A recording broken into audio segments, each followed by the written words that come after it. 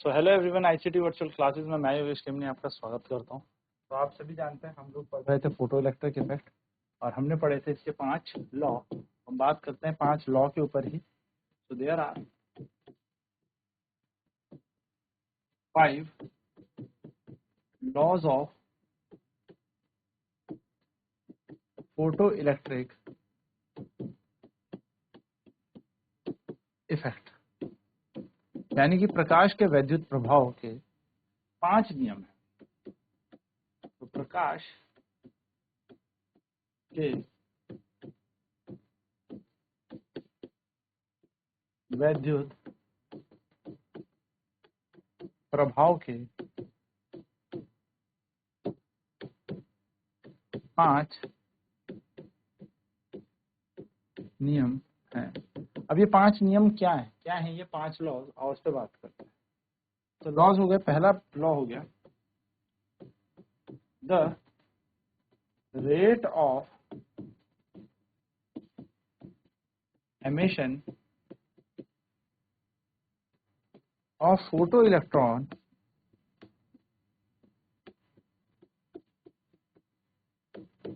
is directly proportional, या मैं कह सकता हूं is the rate of emission of photoelectron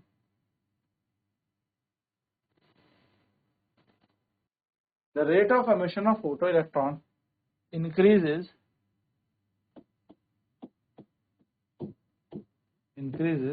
with increase the rate of emission of photoelectron increases with increase in the rate of emission of photoelectron increases with the intensity of light, intensity of incident light।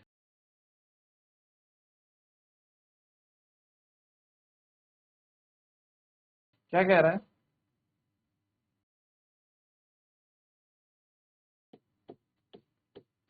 Photo electron के उत्सर्जन होने की दर, photo electron के उत्सर्जन होने की दर आपतित किरण की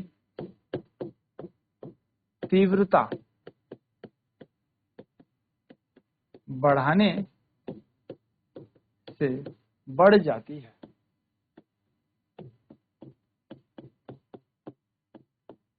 यानी कि दर बढ़ जाएगी। हम कह सकते हैं कि rate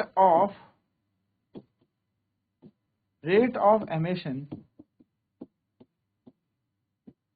of photo electron directly proportional हो गए इंटेंसिटी के, यानी कि तीव्रता बढ़ा दो, उत्सर्जित फोटो इलेक्ट्रॉनों की संख्या दर बढ़ जाएगी, संख्या बढ़ जाएगी, आप ऐसे भी कह सकते हैं।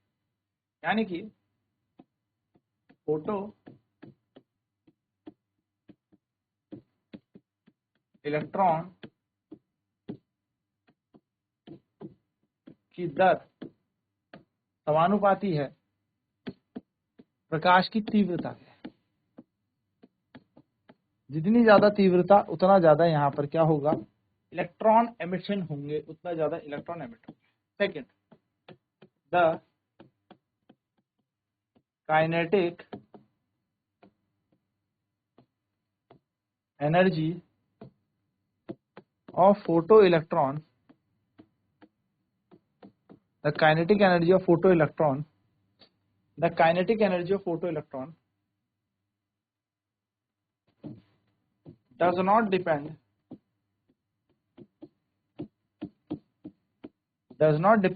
upon the intensity of light।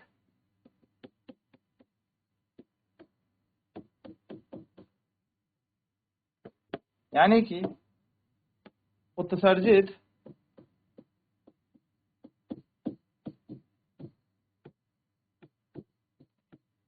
Photo electron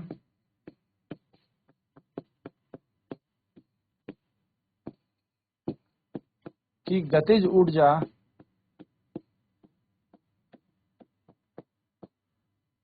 उत्सर्जित फोटो इलेक्ट्रॉन की गतिज ऊर्जा आपतित किरण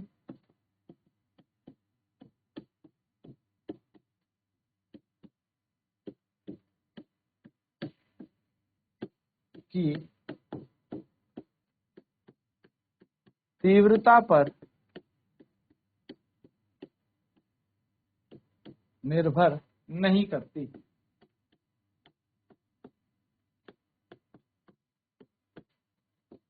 यानी कि इंटेंसिटी आप कितना भी बढ़ा लो या घटा लो, इंटेंसिटी आप बढ़ा लो या घटा लो, काइनेटिक एनर्जी पर कोई चेंज नहीं होगा। Kinetic energy of photo electron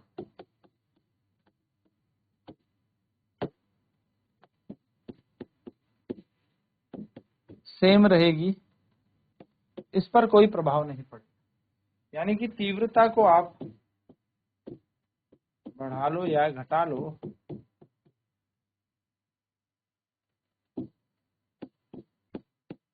photo electron की गतिज ऊर्जा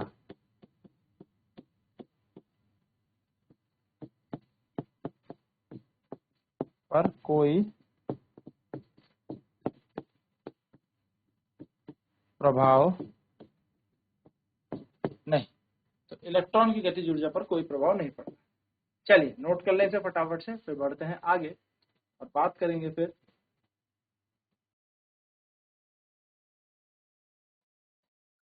तो हम कह सकते हैं फोटो इलेक्ट्रॉन के उत्सर्जन होने की जो दर होती है वो आपतित किरण की तीव्रता बढ़ाने से बढ़ जाती है। So rate of emission of photo electron intensity के डायरेक्टली प्रोपोर्शनल। सेकंड लॉ की बात करेंगे, kinetic energy of photo electron does not depend upon the intensity of light. यानी कि आप कितनी भी ज्यादा गतिज ऊर्जा बढ़ा दें, गतिज ऊर्जा तीव्रता बढ़ा दें, गतिज ऊर्जा पर इसका कोई प्रभाव नहीं पड़ेगा। यानी कि उत्सर्जित फोटो इलेक्ट्रॉन की गतिज ऊर्जा आपतित किरण की तीव्रता पर निर्भर नहीं करती। सो इंटेंसिटी बढ़ा लो या घटा लो, काइनेटिक एनर्जी जो होती है फोटो इलेक्ट्रॉन की वो सेम रहेगी। यानी कि तीव्रता को बढ़ा लो या घटा लो, गतिज ऊर्जा समान ही रहेगी। तीसरे बिंदु की बात करते हैं, तीसरा पॉइंट, तीसरा कह रहा है the kinetic energy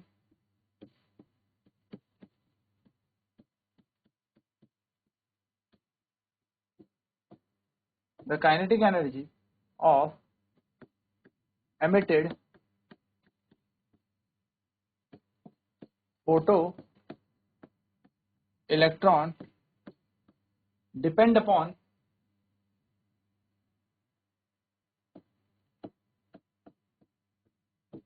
depends upon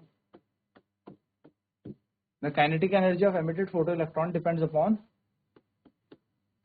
the, मैं कह सकता हूं, increases the kinetic energy of emitted photoelectron increases with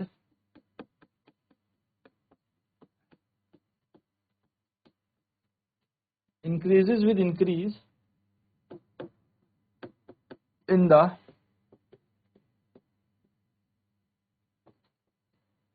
frequency of incident light।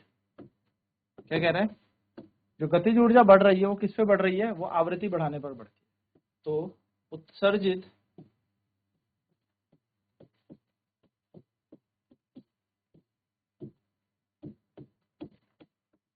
Photo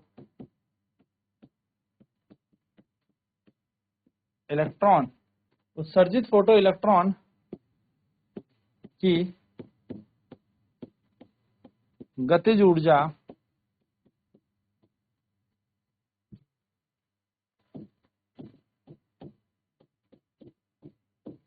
आपतित किरण की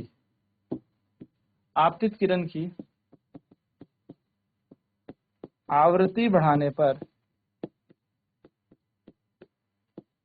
या आवृत्ति बढ़ाने से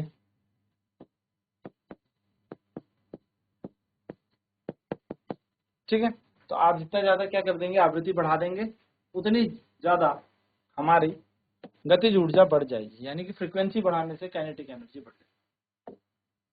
नेक्स्ट रूल नंबर 4, यानी कि लॉ 4, फोर्थ लॉ कहता है द इलेक्ट्रॉन विल एमिट, मैं कह सकता हूं to emit the electron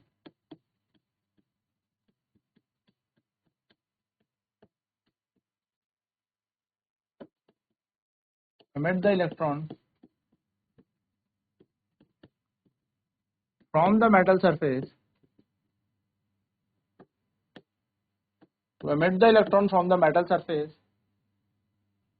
minimum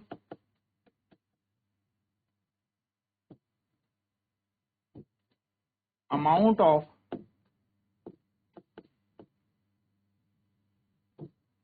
frequency is required, that is threshold frequency,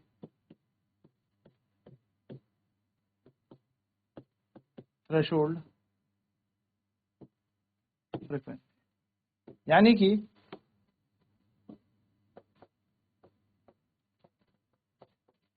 electron का उत्सर्जन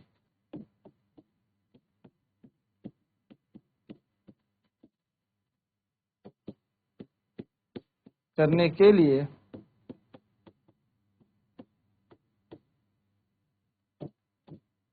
न्यूनतम मात्रा में आवृत्ति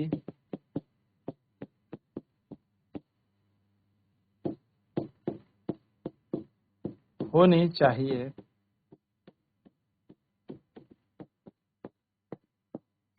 जिसे देहली आवृत्ति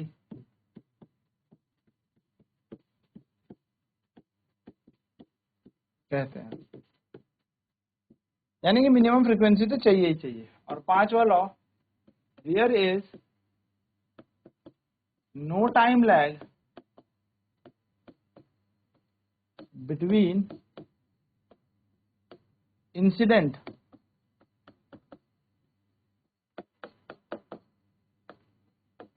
light ray and emission of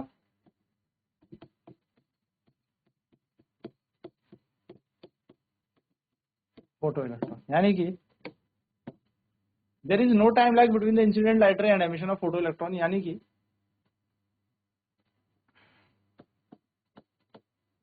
photoelectron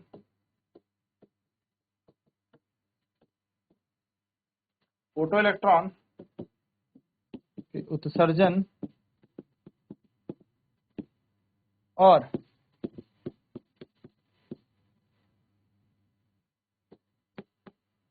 आपतित किरण के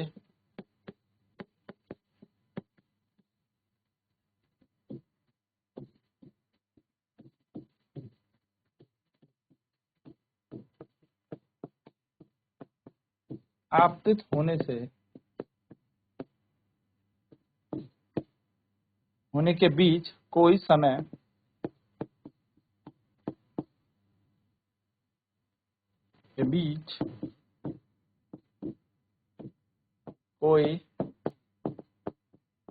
समय अंतराल नहीं होता। यानी कि जैसे ही लाइट गिरेगी वैसे ही, जैसे ही लाइट पड़ी वैसे ही इलेक्ट्रॉन एमिट हो जाएगा विदाउट लैगिंग टाइम, बिना समय खराब किए। चलिए फटाफट से नोट कर लेते हैं अपने दोनों नियमों को। और अगर इलेक्ट्रॉन निकालना है मेटल सरफेस से तो कम से कम एक आवृत्ति आपको चाहिए, उससे ऊपर ही आवृत्ति होनी चाहिए।